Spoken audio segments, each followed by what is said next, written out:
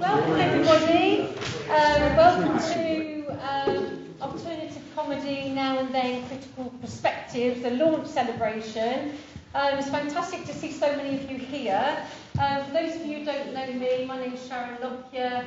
I'm the director of the Centre for Comedy Studies Research, which is hosting today's event.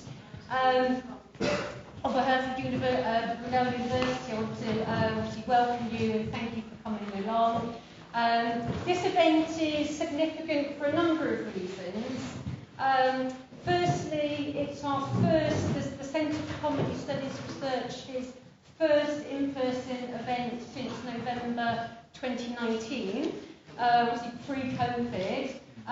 We went online during COVID and lockdown. It was fantastic to be back in person on campus, seeing all of you here today. Makes me realise how much I've missed those in-person conversations and in-person dynamics.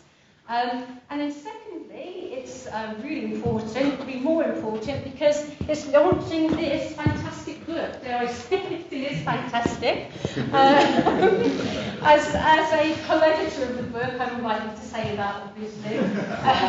But this is a book that we're launching today, co-edited by Oliver Double, who sat just here, and myself. It is quite hot off the press because I know some of the contributors haven't received their copies. But I have. That's a good start. That was a really good start. This is published as part of the Power Brave Studies in Comedy book series that I co-edit with a colleague of mine, Professor Roger Sabin at the University of Arts. So it's really nice to have this in my hands and say that yes, it actually exists. And we did work on this during lockdown, and I don't know if I'm speaking on behalf of everybody when I'd say this kept me going through lockdown. I might be pushing it a bit too far, but just to say that anyway. Put that on the poster. Now this book is a recent publication, but it has quite a longevity in the sense that it really started here. It started a few years ago, May 2019, when myself and Oliver Double organised a conference at the University of Kent called Alternative Comedy Now, which was celebrating the 40 years of alternative comedy. And that was to mark that occasion. And mark that as an anniversary. As I'm sure you're all aware, I know we're talking to a very comedy-savvy audience. Obviously, 40 years ago, the alternative comedy movement, movement was triggered by the opening of the Comedy Store in Soho in London in May 1979, and then the formation of the group Alternative Cabaret a few weeks later. And then obviously that had an impact on what we understand as alternative comedy today, and in terms of its form, in terms of its topic, in terms of its longevity. And dare I say it, that was a great conference. I'm just going to support that, it was great. It was a great conference. And the archives work. And the archive, the stand-up comedy archive that's based at the University of Kent, is very much the honest project, and Sophie's involvement as well, based at the University of Kent, really good resource, fantastic resource. So this conference was great, and what we wanted to do was not leave it just having the conference. What we wanted to do is try to do more with it, and what we did, we invited a number of speakers at that conference to contribute to what is now the fantastic book. And what I'm really delighted to be able to say today that we have a number of contributors today who would like to share their ideas and their observations around alternative comedy that they've included in the book itself. And the book tries to do lots of things. I think we are successful in that we're looking at alternative comedy from a variety of different disciplines. So from theatre, from performance, from sociology, from anthropology, from politics, from media studies, from political sciences, And what we're also doing is trying to draw on a range of different methodologies, and different concepts and different theories. What we argue is a holistic view of alternative comedy. And obviously you will be the judge of the readers of the book whether we actually succeed in providing a holistic view of alternative comedy, how it was produced, how it was received, and also its longevity as well. So what we've done today is we're going to do a number of things. We've got the panel that I will ask the panellists to introduce themselves shortly. As I say, going to share their thoughts and their perspectives on alternative comedy. And then we will have some comedy after the panel. And we've got some fantastic performers. I'm delighted here, and I'm really looking forward to their performances as well. So we've got a eclectic mix of different types of presentation and different ways of engaging with comedy today. So without further ado, I'd like to turn to the speakers of the panel. Maybe if the panellists would like to introduce themselves rather than me saying who you are and what you do. My name's Brian Mulligan, or I call myself Brino, Brian in name only, I suppose I'd call it. I was in a double act with Steve Grimmett, who is still performing, actually, and he's about to appear in the Comedian of the Year final, somewhere in Leicester Square.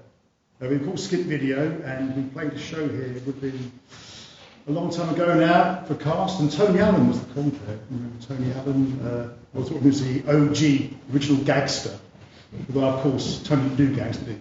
No, not really. Instead. Yeah. So I currently do some performing with Ray and Sharon. Actually, we haven't done it for a while. We do the odd show now and then, and a lot of writing. Hi, I'm Sophie Quirk. I lecture in drama at the University of Kent, particularly in comic and popular performance. My research is about the kind of politics and influence of stand-up comedy. And I'll be saying more about that in a minute. I co-edited the book with Sharon, and we ran the conference together, and I'm also, like Sophie, at the University of Kent. And I'm Ray Campbell, otherwise known as Buddy Hell, and I currently lecture in humanities at Royal Holloway, but I also teach stand-up comedy at Goldsmiths. What else can I say about myself? I did play Brunel Student Union, probably 1995, I think it was, and it was a very difficult gig.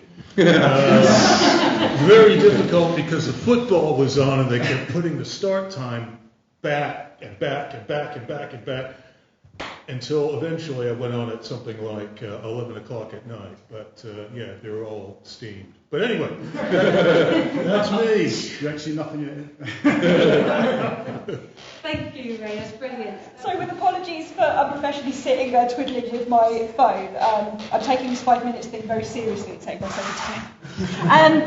So I just wanted to share some of the observations that led to myself and my co-author, wonderful Ed Wilson, writing the chapter that we wrote that was about productive crises, as we call them, from about 2005 to the present in stand-up comedy. And it came out of really a few observations. One is that probably the original alternative comedy moment, somewhere around 1979, we felt was, I think is generally narrativized as a response to a couple of crises. The idea that forms had got a bit stale, it was time for something exciting and experimental. Also that, politically speaking, some of what was going on was pretty nasty, so a sense that there needed to be a new form. And Ed, being a genius, said this is what happens in forms of literature. I know this. This is what happens in forms of literature. People say there's a crisis. We're going to start doing things like meta-reference, so routines like Stuart Lee's, where people are, on the one hand, performing the routine, and on the other hand, talking about the process of performing the routine, and on the other hand, developing loads of new practices.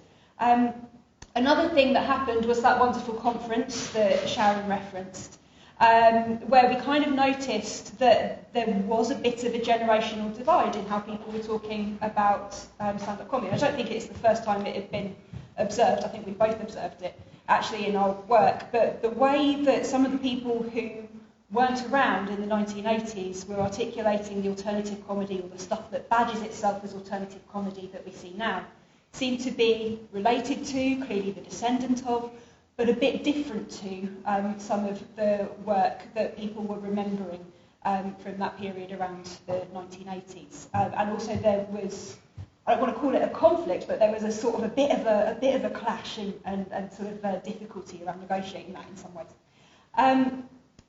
So the other observation that our chapter grew out of was that actually alternative and mainstream are used in that way that really harks back to the comedy store versus all that was happening on the working men's club circuit kind of era. But also, sometimes people were using alternative in a way that didn't seem to be related to that. So some of my work recently has been doing case studies, or actually I'm talking about pre-lockdown actually, it's probably important to make this distinction.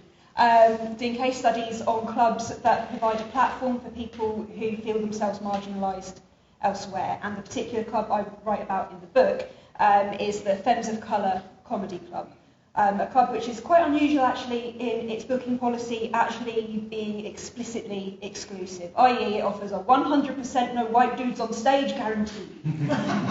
And there's a lot about the craft of that kind of club that is fascinating and wonderful and a little bit different to what the proponents, the people putting those things together, Kima Bob in this case, wonderful comedian, would describe as the mainstream. So when they talk about alternative, they're talking about maybe alternative booking practices. For example, we will only book Femmes of Colour.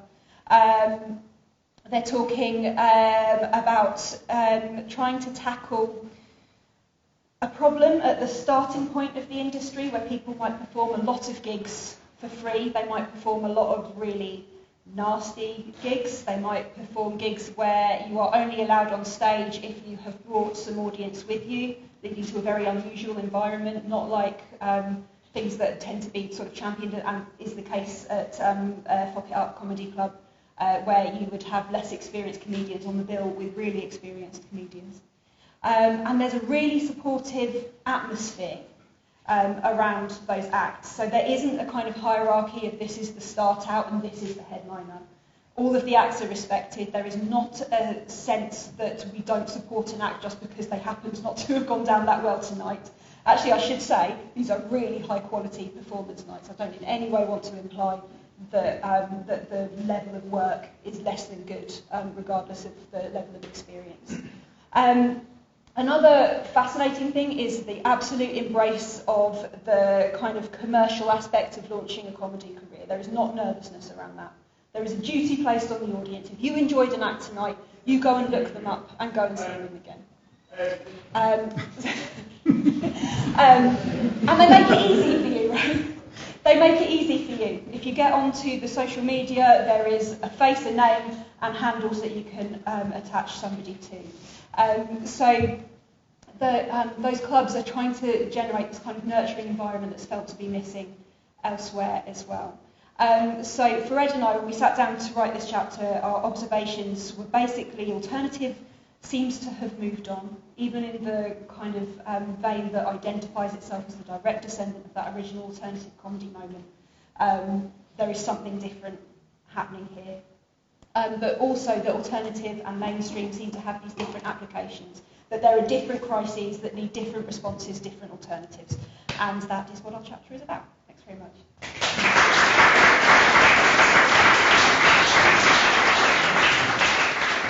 I'm fascinated by the idea that you have to do lots of free work, and that comes from the band, isn't it? The old bit about doing bringing the audience and play to play. And how do they address that particularly? So with Fuck It Up, it's a model that pays people even if they're new. At start, I believe they wouldn't put an act on before. And sort of workshops to get people started as well. But interesting, the person who sort of started it, the comedian Kima Bob, was pretty new to comedy when she started it. She wasn't someone who'd been knocking around kind of earning her stripes, albeit she's very, very funny and reads as a very experienced comedian. But one of the things she said is that it was wasting her energy to be going and doing some of these sorts of gigs. Yes, so she wanted to, and people would sort of talk about, I've done 100 gigs, but actually, in her view, if they're all gigs of very poor or samey sort of open quality, mic type it's nights, not necessarily helping you.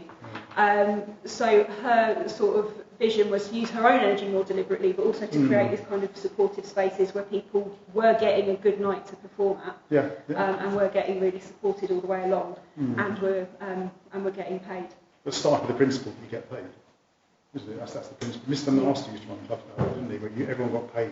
It would be, if you had a double act or treble act, you would be paid the same share. Everyone got the same share regardless of the number of people. So I guess when you move away from that kind of stand-up towards having more double acts and bigger acts, does that still apply? They still pay more people? I haven't seen I mean, more than solo acts, so I don't know about the exact business model, but I know that Keem with Bob and there's now a sort of team managing it have kind of articulated that commitment. People should be being treated properly and should be good quality. That should be. But what's also interesting is it's a kind of echo of the beginnings of alternative comedy, because one of the things about the Comedy Store was it famously didn't pay the acts. It paid the compere, not the acts, when it started. And they only started paying the acts when they realised that they needed good ones. The good ones weren't going to show up. But anyway, the point is the people who met at the Comedy Store and sort of really were really the people who made the scene what it was. Quite quickly, within a few weeks, as you said, Sophie, in your talk, sort of went, okay, this club's not great because it's really tough and we don't get paid. So if we start running our own nights every week, every fortnight, then we can get paid and we get a bit better quality stage time. Because I think one of the problems with open mic gigs is if you're just playing to friends of other acts and a handful of those, and you're expected to flyer or whatever, or bring a friend with you for the privilege, I don't know, like you were saying about what Keem Bob says, I don't know what you're learning from that really. You're learning to play very bad audiences. Not like these guys. No. I mean, my experience of that is you play maybe to other acts. Not even their friends. At open mic, you're playing to other performers who don't always hang around, they've gone. So the audience shrinks. That's it. The open spot circuit only emerged probably towards the end of the 1990s. And it largely emerged because many of the clubs on the circuit, the established clubs, stopped offering open spots. Right. And I remember looking in Time Out, probably in 1990 or 1991, and Malcolm Hay was, complaining that there weren't any open spots being offered at some of the more established clubs, and this would have an impact on the production of new development, performers. I think the store would sometimes pay like for half sets or quarter sets, 5 and 10 minute sets on a Thursday night. I remember that happening, which is obviously, gives you a chance to perform to a good audience as well. I think that obviously you need to get talent to improve, don't you? Well, I think because I remember doing those open spots where you're on in a proper night, and it's got two advantages. One is you're playing to a genuine audience. Yes. Two, you're playing with seasoned acts, so you meet them, you're building a network, but also you can learn from them. See how they're doing it, how they're handling certain situations. I think another important angle on this for a club like Femmes of Colour or Wacky Racist, like the Dukas Club that seeks to platform all forms of experience that aren't heard so much on the mainstream circuit. I'd probably explain that not for racists though. Not as I don't want to steal the joke, but she would always say not for actually wacky, actual racists. It's a night that had a particular focus again actually on platforming women of colour. But there's another angle to this, that even the paid spots, if you're being booked tokenistically, so this is like the practice of booking one woman for the bill, one person of colour for the bill, one queer comedian for the bill, then that creates a situation where even for paid spots, if you are in one of those tokenised groups, you're going to be travelling further in order to earn that money. You might be less likely to be in the really well-paid spot. When you show up, you're not what a comedian looks like, you're what the token act looks like. Right? And that sense that you can build what the wonderful comedian Deborah Frances White calls tribal confidence, the idea that the tribe trusts me, is severely compromised by that. And as we saw in 2020, when women comedians started talking, particularly women comedians, but not only women comedians, started talking about the prevalence of harassment and assault on the circuit, it's a dangerous situation for people to have to travel around late at night, particularly late at night in those kinds of scenarios. So I think that also is a part of the reason. It's partly economic, it's partly about all sorts of other ways of achieving goals that are artistic and things around safety, to have these bills that are booked on what might sound like a really exclusive policy. And in terms of audiences, Sophie, how diverse are audiences? Yeah, we haven't, I mean, there's no one sort of going in and conducting kind of really good, like, quant on that. so we kind of don't know. But to take the observations of the people running them, and my own observation, I would say more diverse than the average comedy audience, probably in terms of age, but particularly in terms of ethnicity. But certainly, Sophie Duker has said in regards to Wacky Racists that she really believes that club is bringing in an audience who otherwise wouldn't be going to comedy. So she doesn't think she's stealing anybody else's audience. She doesn't think that you can, really. She doesn't think there's a limited appetite for comedy. But her belief is that there's an audience who see themselves reflected and feel catered to and are engaging with comedy because this kind of night is being made available.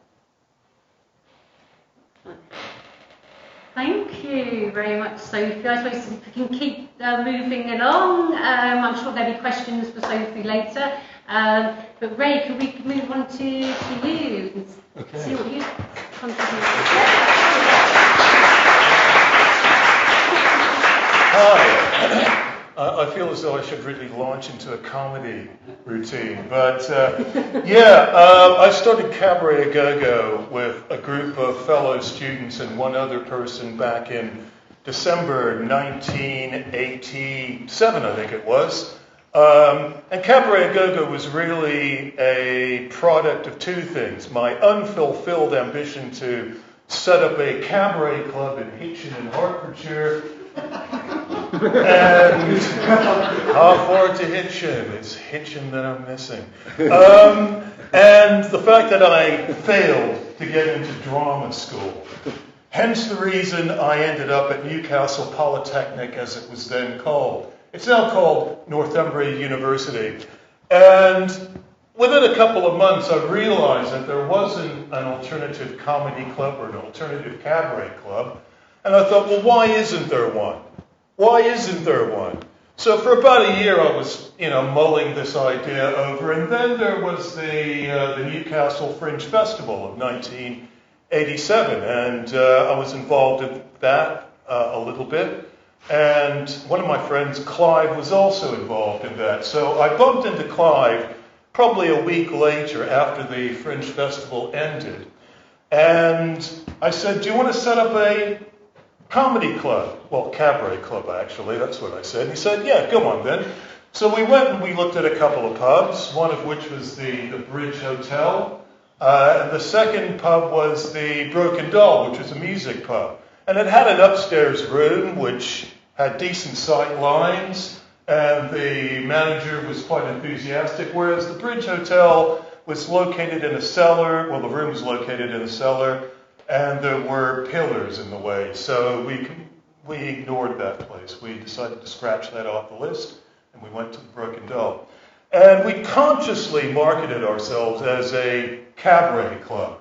And my chapter actually looks or tells the story of Cabaret Go-Go through the promotional art that we produced. And in the early days, that promotional art came through, it was mostly borrowed from John Hartfield's photo montages. So the first poster, it's not there.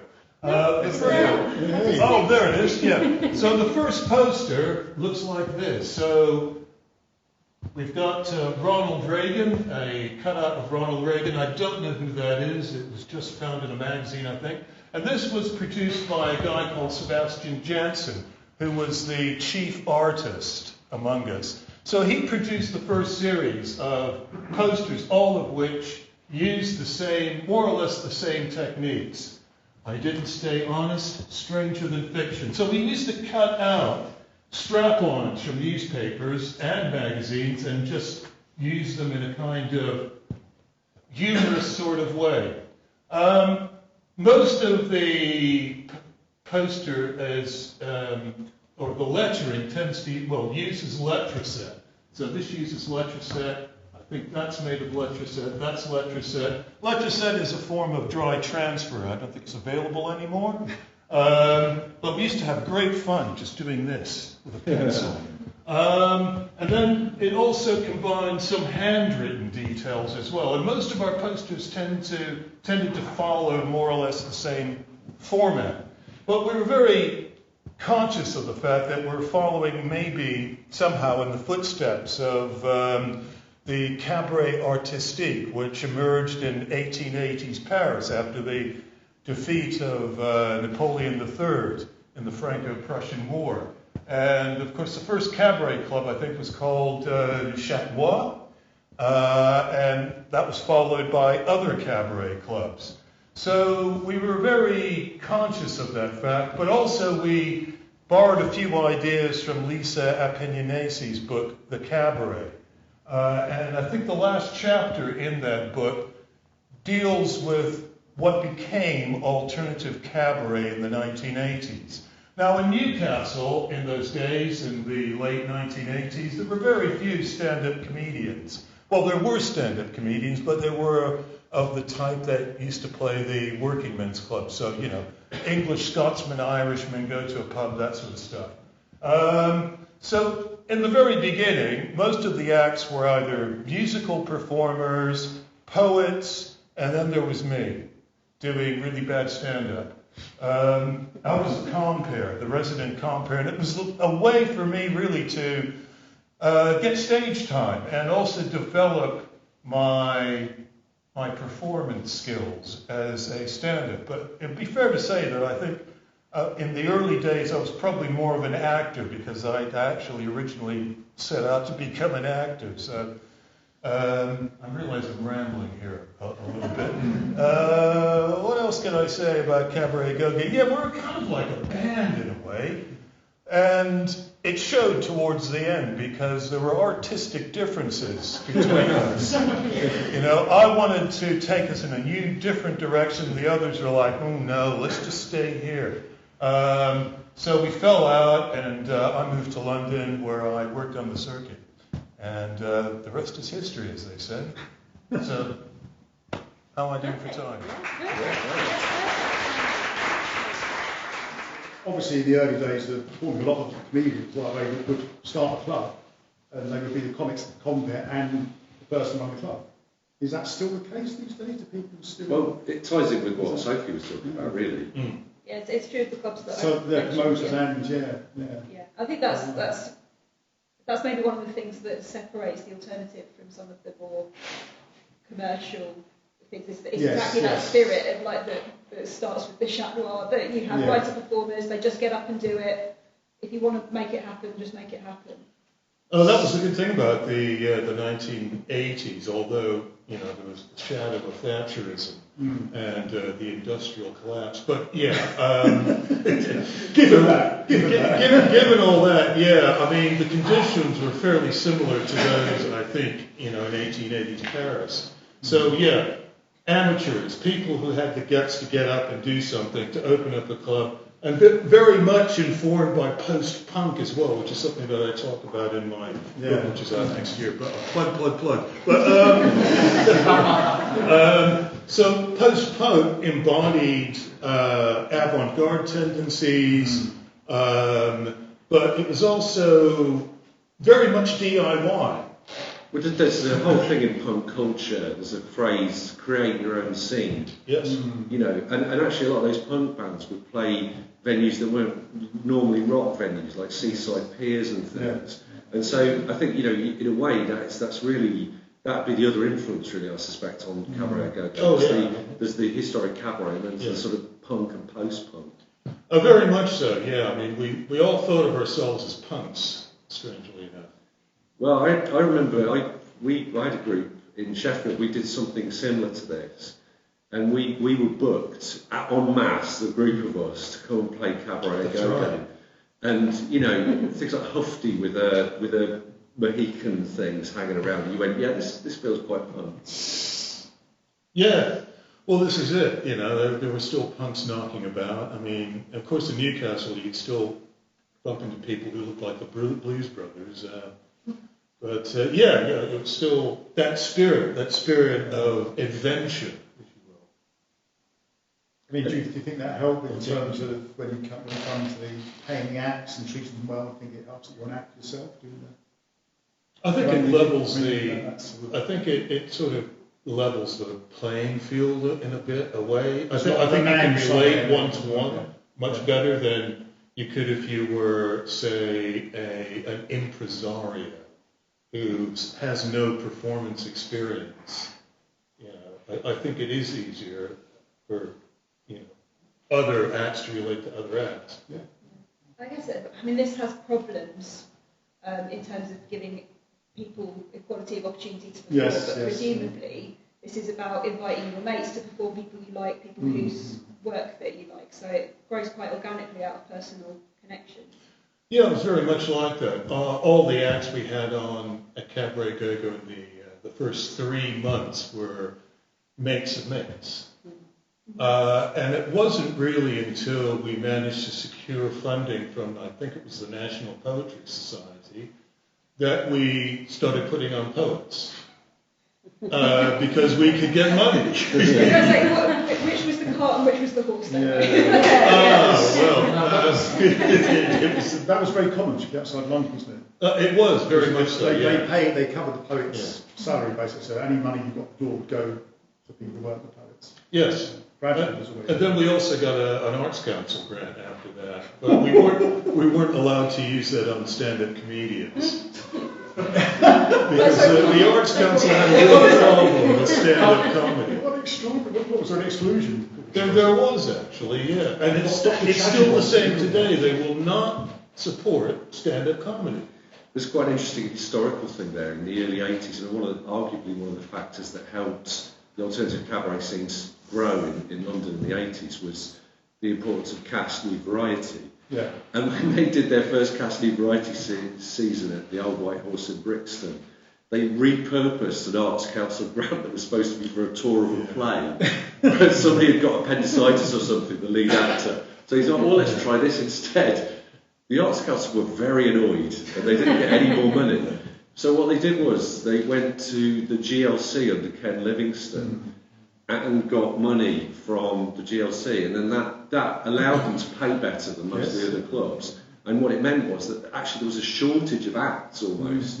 And so that and also the other thing about them was that they were quite keen. And you worked for them, right? I did, yes. And they were really keen on it not just being stand-up. Yeah, I mean the emphasis was very much on variety. Yeah. And they were very insistent that it wasn't cabaret in their eyes because they saw cabaret as a foreign performance medium.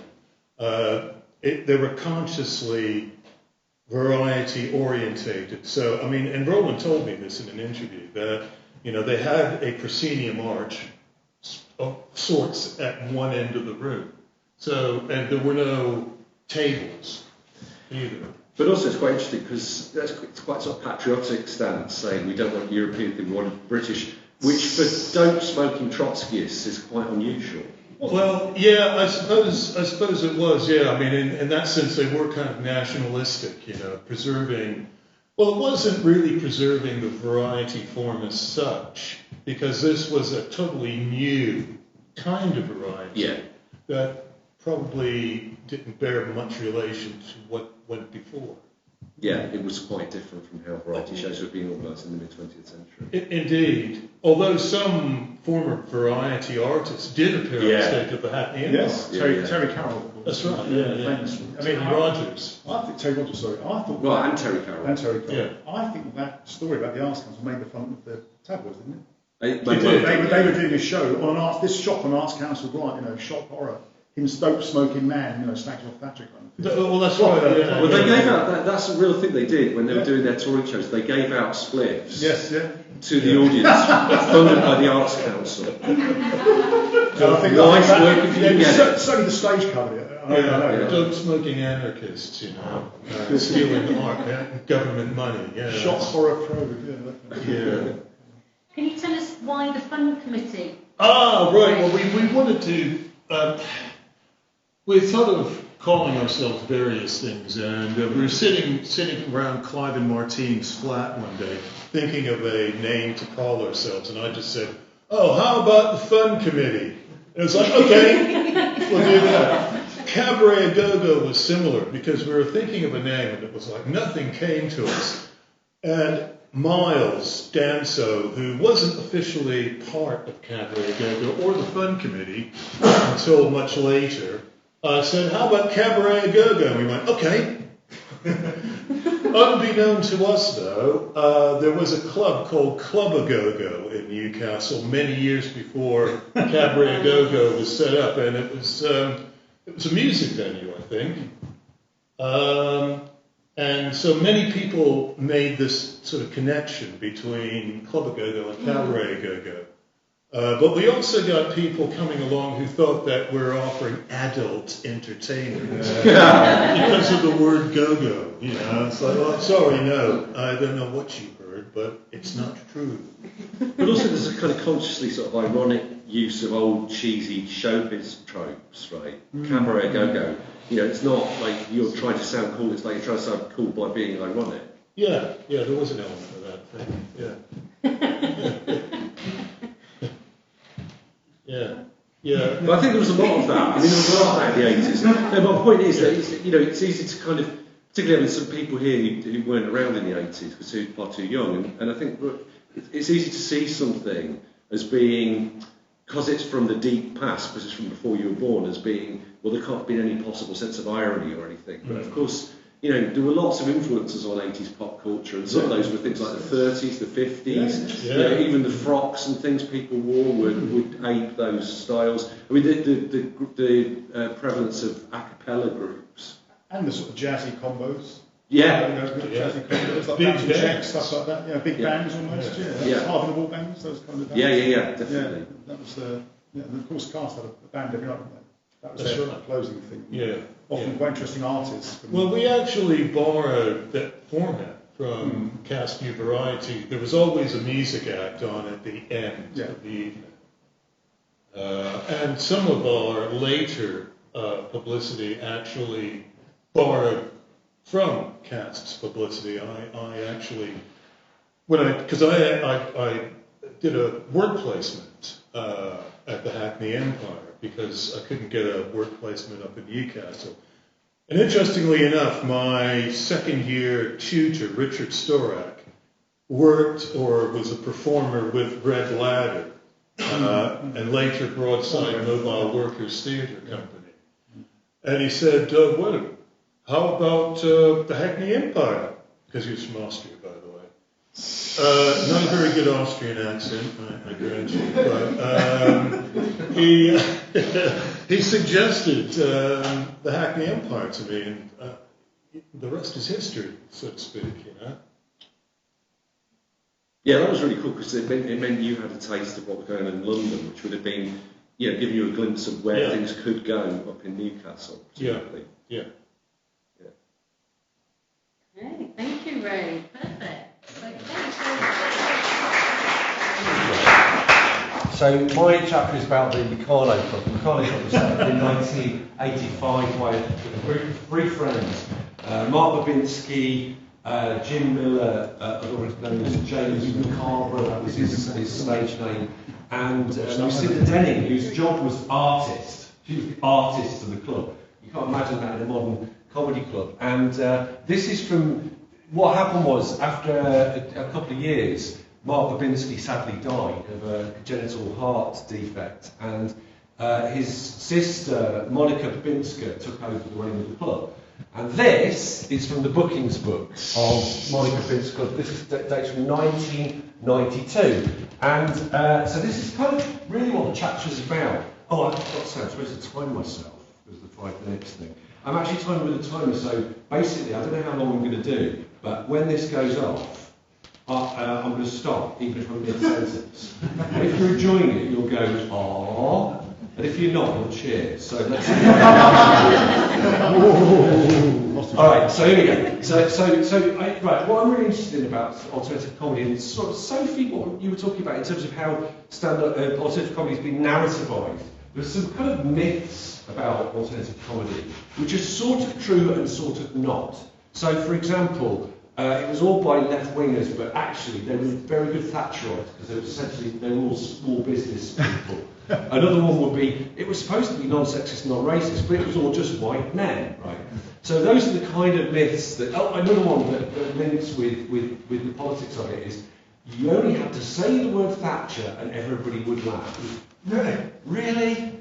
Probably not. It's probably an exaggeration. So these things are sort of based on things that are real, but are actually not true. And so what I found sort of annoying about some of the kind of writing about alternative comedy is it just accepted some of those things uncritically without looking at the evidence. Now that right there is evidence, because you can see all the acts booked in April and May of 1992. And actually it's quite interesting reading, because you've got Tony Allen there, who's one of the first alternative comedians, but the founder member of Alternative Cabaret. You have got, who else have you got in here?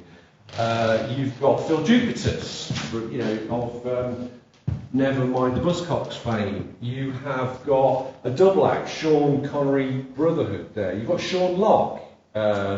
You've got Steve Murray, whose act was genuinely to torture teddy bears. A little tiny guillotine cut off a teddy bear's head. That's right. You have on there something, Harry Hill. Now this is interesting, because if you look closely, it says Harry Hill, but it's been written over Harry Hall, which was his original stage name.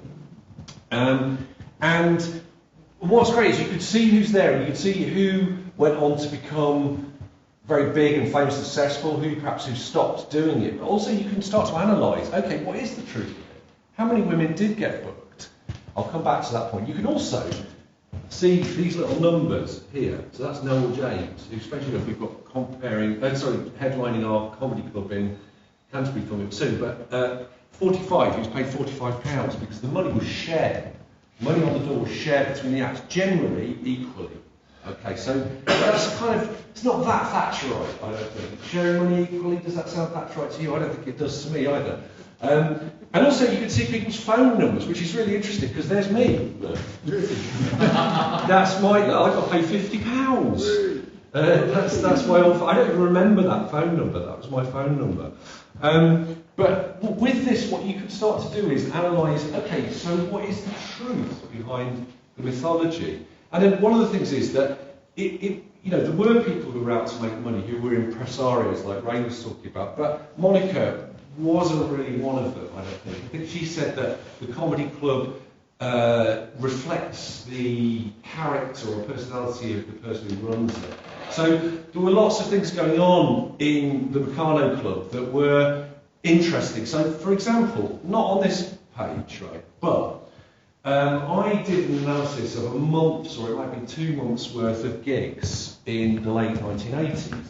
And what I found was actual figures for the number of people booked. So, for example, there were 106 acts booked in that period, and 66 of those were solo male performers.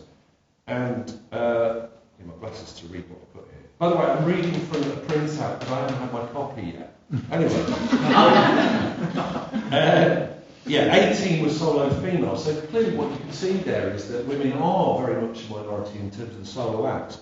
But also they're not a vanishingly small minority. They're a significant minority there. And in fact, what they make up, a decent percentage, like maybe a quarter of the total solo acts, or also group acts, musical acts, double acts, that kind of thing. But also, when you look at the compares that Monica was booking in that period, literally half of the shows were compared by women. So there's a commitment there to try and make things more equal. In addition to that, Monica also ran a club called Cave of Harmony, which was a women-only club. So it's a cabaret club for women performers and women audiences, no men allowed. So clearly there was something going on there. There was a commitment about more than just making money. In some ways, like Sophie was talking about with King of Bob, even though Monica wasn't a performer, there was an idea that she wanted the club to be a certain way and to reflect certain values. And it's by looking at this kind of booking policy and the direct handwritten records that you can start to look at the complexity behind the mythology. And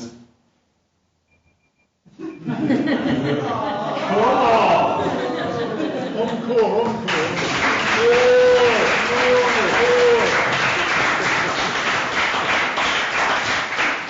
Start, finish that sentence. I think I sort of finished the sentence. Yeah, it's very good. I think when I said, the and was, I just saw it was about to finish. I thought, this is impressive because I've run out of things to say. Can I just ask, are those half spots we were talking earlier on about open spots, is that what they mean? Don't they? Half? Yes. Yes, so there's a different approach to putting on it. You never chance, isn't it? Sorry.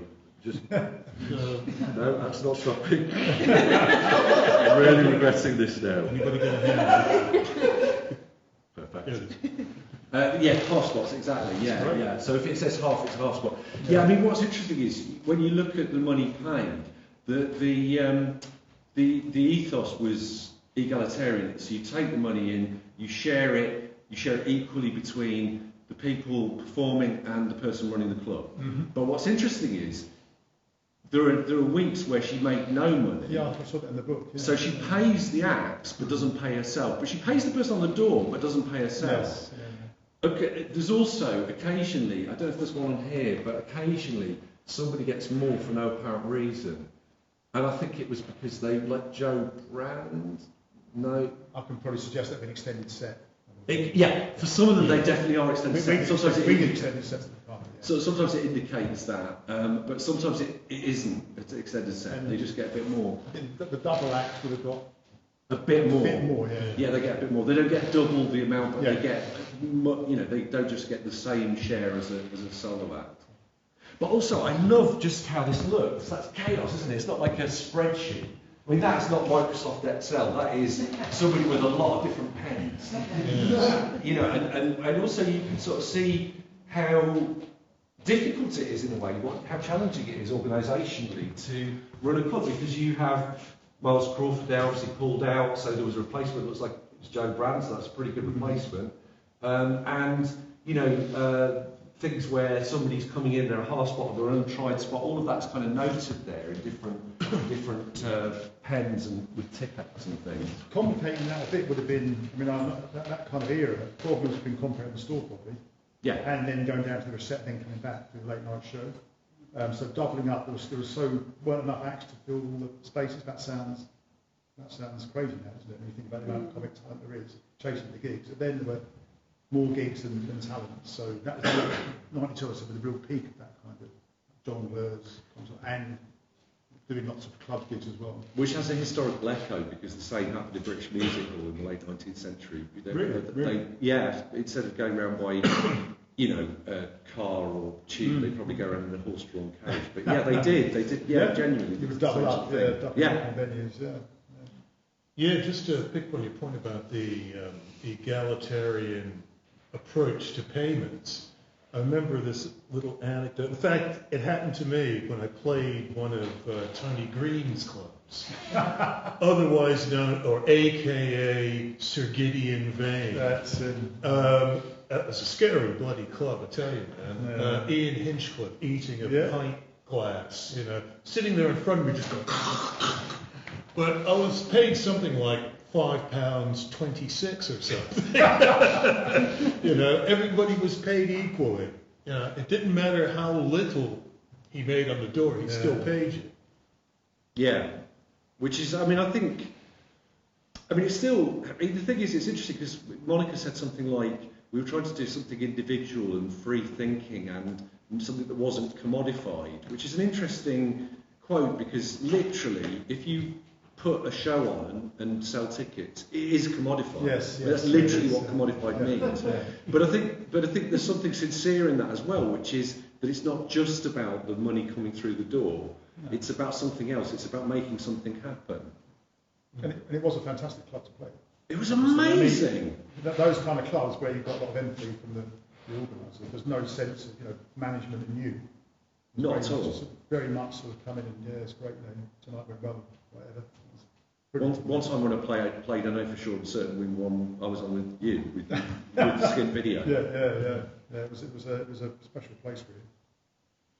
Yes. And as you were saying, not many black acts that I can count. There's Felix, there's Miles Crawford who pulled out, Roger D. That's pretty much it, I think. Yeah, and not on that week, but Sheila Hyde played there sometimes. It's true there weren't that many black performers on the circuit at that point. No. And I think actually going back to Cast New Variety, one of the great things about Cast New Variety was because they were booking a variety of different styles of act. They had better diversity in terms of sort of ethnicity, because you had black poets like Benjamin Zephaniah, you had groups like African Dawn where they would do a bit of poetry and music and things like that. So actually there was, by casting the net wider in terms of the style of act, they were able to get a better mix of things. But I think probably by this point, that Cast New Variety had kind of gone by that point. Well, they pretty much wound down because they weren't getting any funding. No, the GLC stopped. The GLC, exactly. And Hackney Borough Council had cut their funding as well. So the idea of the 291 Club came to them. I can't remember who actually suggested it, but I know that Miles Crawford used to host it, and that was quite successful on ITV. And Tony used to host it as well, wasn't he? Tony from Cast. Yeah, Tony Gully. Yeah, who is Arcada's stepdad. I didn't realise that. So if you don't know, the 291 Club was a night at the Hackney Empire. Yeah. It was a kind of late night. Yeah, and Started quite a leery audience. Very. Incredible, yeah. Encouraged to berate the performers. So people could get booed off quite easily. Yeah. Tons of South London would come across, wouldn't they? It was South London, East London, Dix. But I remember seeing Benjamin Zephaniah was set there. That was incredible because a lot of it was singing. Like a lot of people in the backing tracks singing. And comedians had a real hard time. Right? Most comics tried it. Tony used to hook them off, didn't he? Yeah. I think Tony used to come and hook them off. And then Benjamin come to the set, and I was thinking, how's this going to go down? But he was like, it was like watching Billy Bragg. It was incredible to carry homecoming. There's a great documentary about Benjamin Zephaniah for anyone's interested that you can find on YouTube. It's called Pen Ribbon Poet, and it's got footage of him performing at one of the Cast New Variety clubs. And what's great about it is, although he's doing really deadly serious subject matter like this policeman keeps on kicking me to death, he's also being funny in there.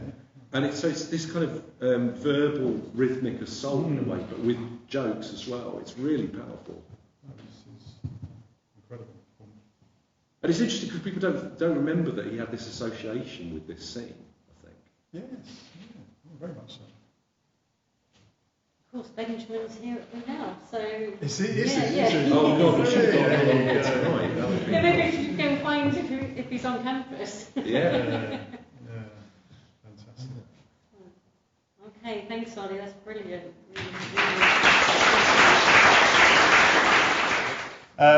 So politics and comedy, obviously, we know was quite an important influence. It wasn't all political, of course, the early circuit, but one thing, a consequence would be that you were asked to do gigs called benefits, which were intended to raise funds or consciousness. I'm not sure which sort of worked out more for us, but I guess what I would start with is a few anecdotes maybe about this kind of time. That's the Red Wedge comedy launch, which was an attempt to engage young voters in signing up to vote. So there was at the gigs there would be people registered to vote. There was fanzines, lots of quite big events when we came to town. It was a rock tour and a comedy tour. But you can see there earlier the mix of we've got the Captain Sensible, so punk over there. You've got Mr. Bragg, and so the musicians there as well. Probably Coltrane is I was going to start with, given the sad loss of him recently. Probably Coltrane was obviously already at that time a superstar. This would have been 85, 86, already he was a massive superstar. And we did a gig with him in Glasgow, I think it was the King's Theatre, launched for Jerry Downer's charity, Artists Against Apartheid. A successful benefit gig. Okay? A lot of the time you do courses that never came to fruition, but that's a successful benefit because a part obviously doesn't exist anymore in South Africa. And he played a character called Mason Boyd. I don't know if you've seen it. It's like a Glasgow Orangeman, or an Edinburgh Orangeman, sorry. And it's very, very sort of funny, playing on that idea of this guy having only things of orange and so forth. And lots of references to the culture of Edinburgh and Glasgow. I met him the next day for breakfast, and he said that someone went up to him in the street and kicked him in the ankle. So I'm guessing a principle's not a principle until it costs you something. This would have been a kind of reaction to the sectarian system in Glasgow, I guess, at the time, really. So some issues always will cost you work, have to cost you principles in some way, cost you in some way. Other issues seem to be more safe. Ireland, which is what the sectarian thing really comes from, immigration to Glasgow, the rest of Ireland, and the Celtic Rangers thing going on there would have been probably the cause for that assault. I've got to say, we did suffer that kind of stuff ourselves. We had a gig cancelled once to a loyalist bomb threat, which was in Birmingham, which was really odd gig cancelled in Birmingham. And a Labour councillor, a Tory councillor in Ealing Council decided that our show was too pro-IRA, so too pro-provisional IRA in fact.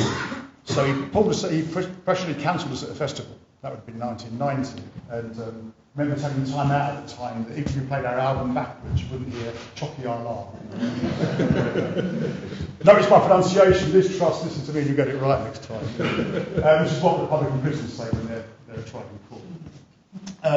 So you get the kind of the sense there of some people, like Jenny McCloke there, for instance, and Harry Enfield. Particularly Harry, Jenny, beginning to beginning to get quite big. So you get, by the time this kind of happens, we've got this kind of divide between big gigs and small benefit gigs. And of course, big benefit gigs, what they need is like today, they need someone to be very quick on the timing. You know, if timing goes wrong, things go on too long, they overrun, it's catastrophes. We went to one, didn't we, the benefit with Linda Smith's benefit, which ran till the last train went and so forth. So. Yeah. And luckily, Alison Creswell, who was a late departed dear friend, Alison Creswell, was off the curb, and he organised the timings. Now, the timings were like the split times in a swimming medley final in the Olympics. So you'd have something like Pete McCarthy, poor old Pete again, dear old Pete. Pete McCarthy compare 7:30, skit video 7:33 till 7:37 and a half kind of thing, and that was the idea. And of course, if you overran, you get this light system at the front. So the light would be amber, obviously, so minutes to go, and then red, you've got to get off, which would be there. The problem with someone like Alan Davis, if you've ever seen Alan Davis's performance, he walks everywhere around the stage, and he never once looked at the light. 20 minutes, Alan goes going, come on Alan, 20 minutes off. So eventually, the Vicious Boys up there had this idea that they would use a hook, a swimming hook type thing, and they literally hook people off if it was too long. Never mind the and bit. So the red wedge bit was always really fond memories. You can imagine the red wedge debates, because you'd have things like, Addison would say to us, going to the benefit, the Socialist Workers' Party, what do you do if you don't even vote for them? Didn't understand the difference between revolution and reform. Okay, these were constant discussions during the red wedge all the time, revolution and reform. But we kept it together, and someone like Robert Wyatt, who was a Communist Party member, and of course that's left of the party. Then you had the Labour Party on the right, of course. Most of the PLP, not like they are now, by the way. This was Neil Kinnock was a lot further left from voting Keir Starmer in this particular instance. So the red wedge was a tolerant crowd, even allowed to mock other artists. And I remember we would close every night with our ode to Billy Bragg, which ended with the lines: "I was a miner, I was a docker, I was fucking busy between the walls." Thank you. The first thing I would like to pick up on is just really incidental details that Jenny LeCoq's got a Thunderbirds t-shirt on. Yes. The Thunderbirds is a TV show with puppets for children from the 1960s, so that's 20 years before. Mm-hmm. And it's that thing of being influenced by earlier pop culture. Yes, yeah. Jenny's now, she writes Novels. Yeah. Novels. And she was a screenwriter for quite a long time Yeah. as well. So, yeah, it's interesting. I mean, I think it was, I can't remember which Marks or Graham, one of that team commented, "You're the only woman on that. You know, you're the only woman in that sort of group." The actual tour with Sensible Footwear, we were 3 women in the group. Craig Charles was the compere, Mark Hurst and us, and then the guests, which would be Jenny and Captain Sensible and so forth. So it was a kind of, well, it looks a lot, it's not, it was more diverse than it. Yeah, it's more diverse than it looks, really. I'm not saying it was perfect, but it was, I mean, I think it was, I don't know what the engagement like is now with comedy and that. Is there an engagement between comedy and the Labour? Well, I think one of the things I would pick up on here is that you know, we're used to the idea of benefit gigs, right? You know, a benefit gig might be for, let's say, to support Ukraine or something like that, or you know, it might be you know, in support of Greenpeace or something. But what was different about Red Wedge was it wasn't a single issue. No. It was about getting the youth vote out to support the Labour Party, and there was a music wing of it, which was huge, which was Paul Weller and the Smiths, the Smiths and Billy. Yes, the Smiths, including Morrissey. Yeah, of course. Hey, come on, Morrissey, Gary Kent from Spandau Ballet. Yeah. Yeah, it was incredible, really. And I think didn't George Michael do a miners gig? Yeah, I think so. Yeah, people who were really like proper mainstream 80s pop stars. Well, the big stars. Jimmy Somerville. Yeah. Yeah, the Blonsky Beat, whatever, or Tommy Knight. It's something I'd observed is when I asked people, not massive, but a sample, of people who are performing stand-up comedy now and would describe themselves as alternative, about what alternative means. They all referenced basically an experimental form of comedy. Left-wing politics was taken as a given. They said, I think my audience doesn't really want to hear anything that isn't reasonably sort of lefty liberal. But they didn't define it through politics. No, I suppose it's a very different time, isn't it? I mean, this was a reaction to Thatcher. It wasn't targeted at marginal seats. So it was very targeted, as the rock tour was. It was playing at the venues that might make a difference. Yeah. Got to say, it wasn't as successful as the Artists Against Apartheid. I think we lost every marginal seat. Going back to Ollie's point about it sort of narrativised as, you know, everyone was pretending to be lefty, but actually they were all kind of Thatcherite small businesses. Yeah. I mean, people are putting their money where their mouth is, right? People are giving their time, giving their energy to go and actually engage in something that was really intended to have an impact, to have a really defined purpose. Yeah, I think so, and I think the fact you had like you could sign up in the back, you know, for the campaign and all that kind of stuff, an information gathering thing. I thought that was really important. Can I ask you about another thing I think you write about in your chapter, which is the picket outside the power station at the end of the miners' strike? This is incredible. They had a day-long picket in something like February when it was snowing outside a power station. So it's cabaret artists picketing to try and close down and you, in fact, if you know where to look on YouTube, you can find. I've got the clip of it. You can find footage of Steve and Brian performing to wearing 2 jumpers and he's playing guitar. God knows how. It was really cold, really cold. That was organised by Claire and Roland. It was Roland. Pit Dragon. Pit Dragon. They had a gig that night at Islington Town Hall. Yeah. With Ben Elton, Benjamin Zephaniah, Jenny LeCaux. I mean, it was interesting those times. I guess I would say, thinking about that, I know you wrote about Theatre Royal Stratford East a bit, reading your chapter last night, thinking the timeline on it.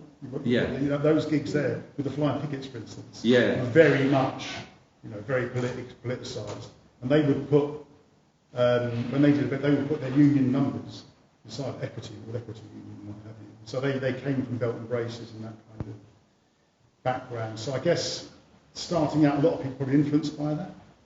Well, I think that's another important influence. Go back to what you were saying, Ray, about the influence of sort of like historic cabaret and then punk, post-punk, but also the immediate roots, really, of this scene were, I mean, street theatre in Covent Garden and in Brighton, but also, more importantly, those kind of left-wing theatre companies like 784, Belt and Braces Roadshow, And so many of the people who started the scene had been part of that. So Andy De La Torre had first done stand-up with Belt and Braces Roadshow. Jim Barclay had done a bit as a sort of quasi stand-up in a 784 show. Yes. Pauline Melville had done Sadista Sisters. That's how she first started doing stand-up. So, so that, and of course, Cass cartoon archetypical slogan theatre was one of the very first alternative theatre groups in the mid-1960s, which then was repurposed as this kind of agency slash comedy channel. Yeah. It's also worth remembering that Time Out was actually founded to promote, or at least provide listings for the alternative Fringe Theatre. Fringe Theatre, yeah. So it was part of the alternative press. I mean, maybe I would to go back to Stratford a bit. I mean, I know John Fleming over there who would recognise this bit, but I mean, you'd have things like acts there. Kate Williams would come there. You know, the actress, the Cockney actress, she would come there. You'd have quite straight or traditional acts as well. Then you'd have Marcel Steiner from the street. Yeah. Smallest theatre in the world, you mentioned in your chapter. Obviously, Great Shoalmix and Malcolm would be. So that kind of that scene beginning to come together a bit, wasn't there? Yeah. So and obviously those acts, Marcel and Malcolm, you wouldn't say they're but also the poets too. I mean, the influence of John Cooper Clarke, for example, on the ranting poets who followed. Well, I think the influence of John Cooper Clarke, full stop. Yeah, definitely. I think he'd have been an influence on people like Alexei Sale. Well, had me. Yeah. Right, and I would say that because at the time he was bigger than the band, wasn't he? The band used to support him, and he would go on last and do his stuff. And you mentioned the comedians play, which I think is Trevor Griffiths. I mean, Jonathan Price in that was an absolute inspiration. Well, you wonder which comes first, don't you, that play or the scene? I mean, I've taught that play a lot to students. Would that play dates from the 75, something like that? So it is incredibly prescient. Yeah, it is. But it's remember, it's a serious play. Yeah. So when I taught that play, it was always the kids would like, the students would really get into the sort of monologues and that. And it was Gethin's thing they found a bit odd. You have to remember what it pushed against. And that's what we forget sometimes with alternative cabaret. I think you mentioned it a few times. What was there before it and what you're pushing against is the hard thing. And Woody Guthrie says that. You can only understand what you're pushing against, trying to get onto that kind of culture where you're not really there's no space for you. Yeah, I mean, it's interesting. If you don't know, maybe not everybody knows Trevor Griffiths play comedians, but it's a sort of talent night for working men's club comedians. And it's an evening class, isn't it? It's an evening class, and then they go and do their thing, and they're being seen by an agent. And it's which ones stick to their guns and which ones sort of sell out in a way. But the point is, that go back to, Sophie, you mentioned this, there was kind of conservatism, both sort of stylistically and politically, with many of the acts that came up through the working men's clubs. It was a lot of jokes told from a communal pool with no pretension to originality, and then also a lot of jokes that were misogynistic, full with hate against LGBTQ plus people, a lot of racist jokes, that kind of thing. And that was really important because that's what people would fight against and would send up. And I think, I forgot to say this earlier, one of the female compares in my survey of the Mikado Club, what is here tonight, is Charmian Hughes or Teatro di Existenziale, or as she was then billed, Teatro di Existenziale. Well, I was kind of trying to take the piss out of theatre de complicité. I got it. But again, I mean, that just shows the connections between this scene and sort of the alternative theatre scene. Well, certainly theatre, definitely a big influence, I would say.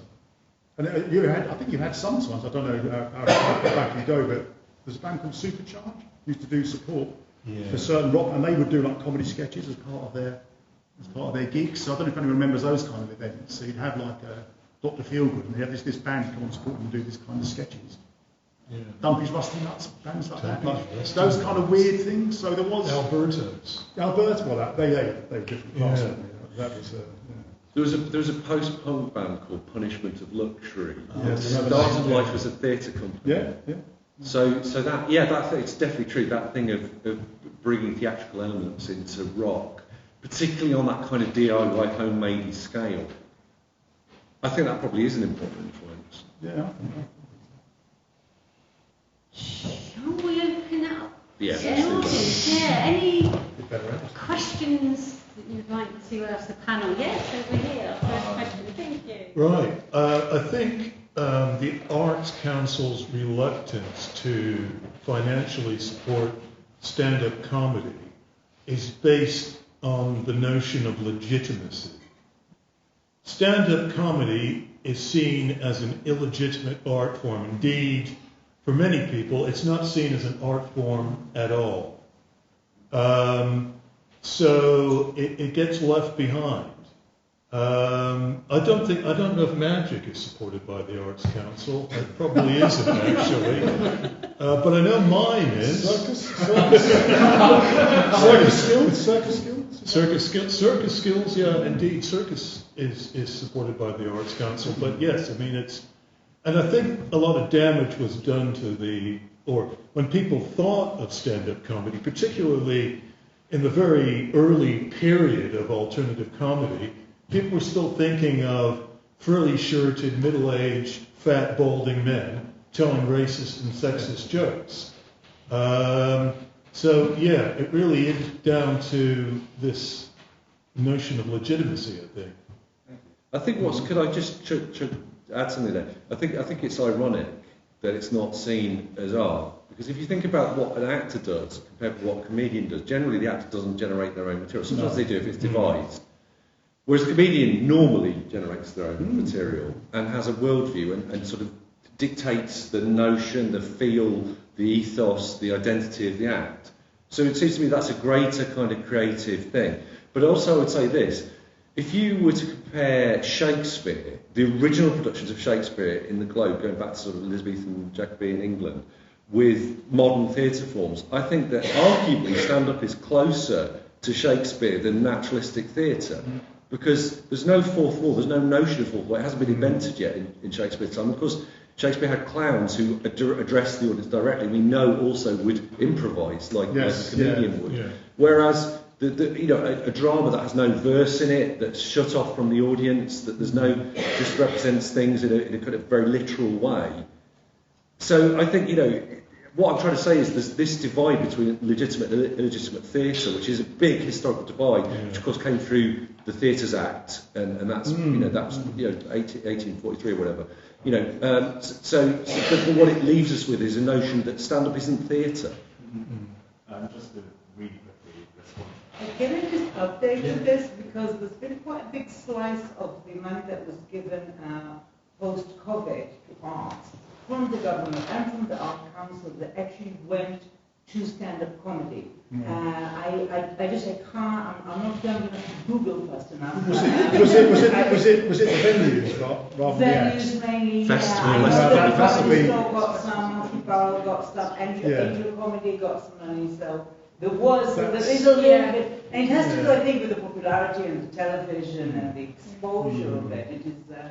I mean, that is always been something about funding, isn't it? It goes to the venue rather than the performers. And there's definitely been a bit of a kickback against that channel, hasn't there? The idea the money didn't actually go. Yeah, instead of we were a bit livid, but that was the case with theatre companies getting cut, but the venues getting funded. Well, what are you going to put on?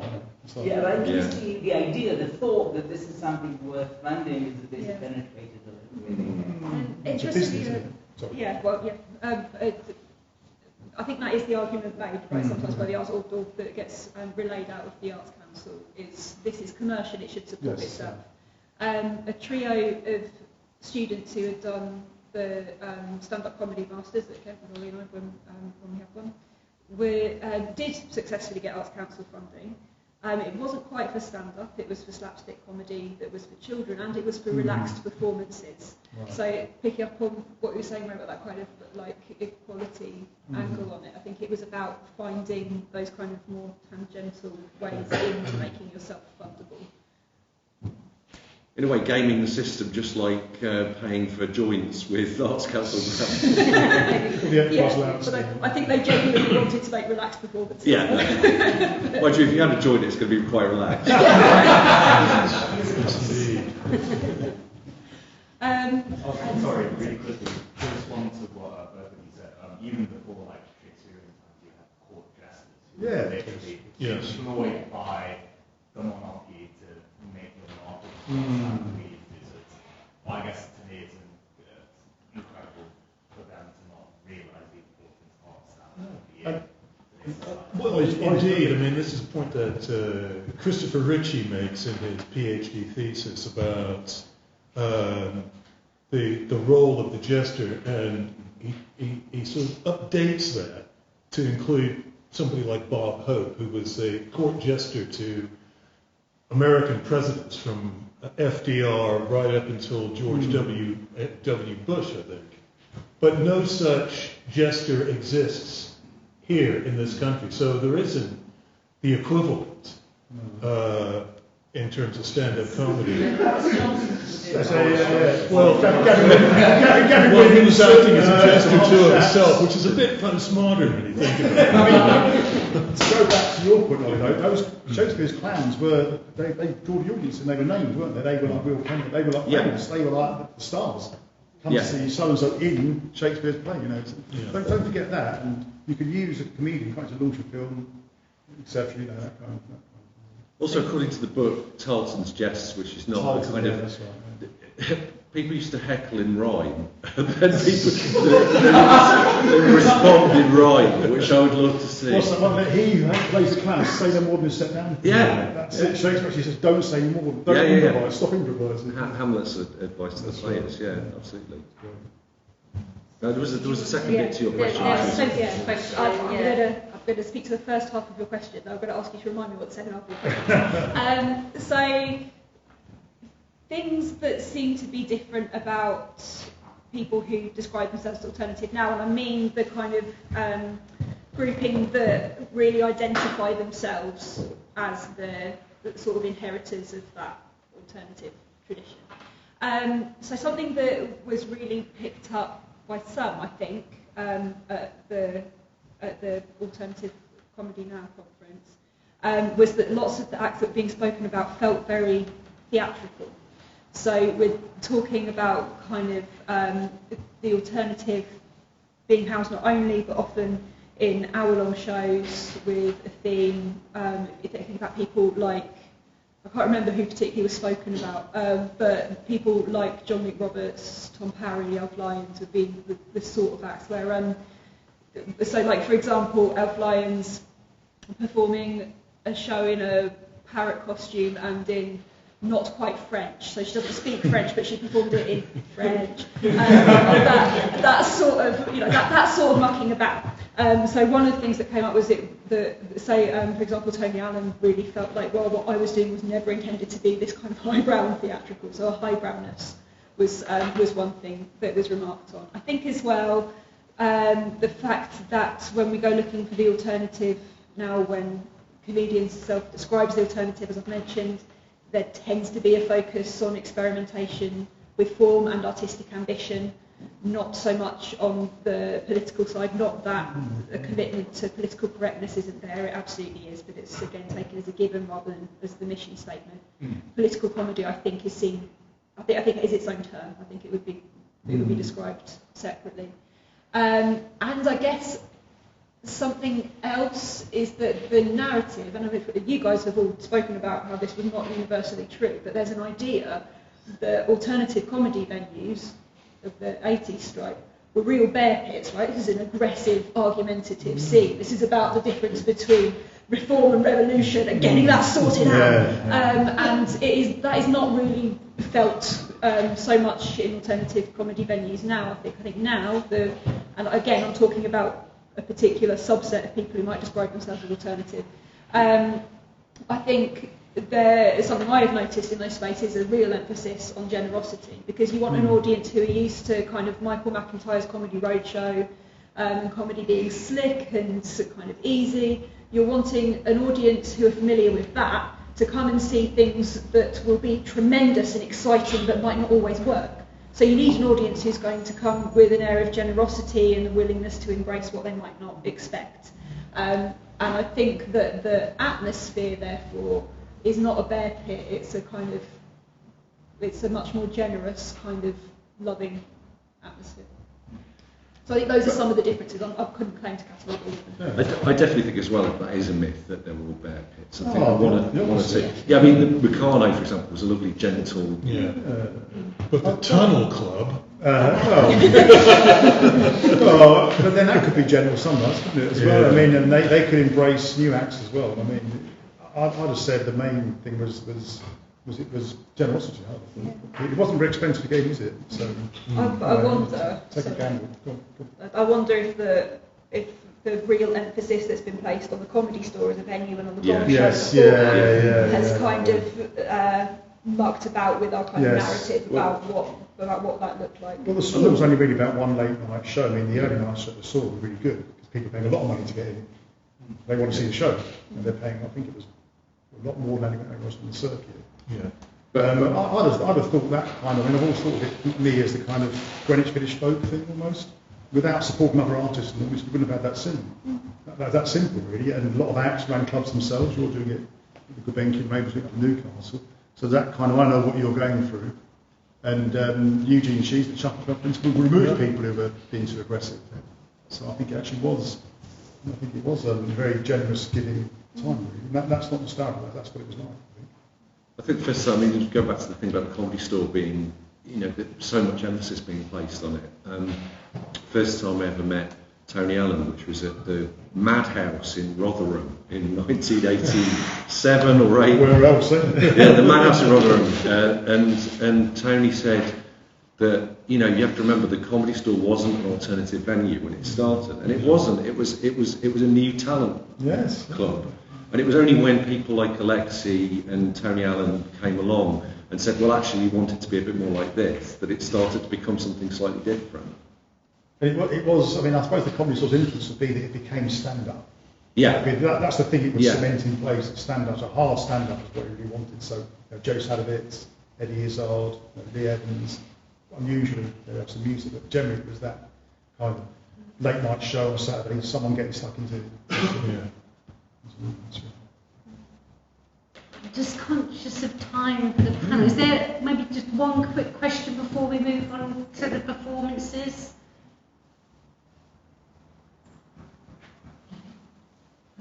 I love it. John, I can see you in suspense. Yes.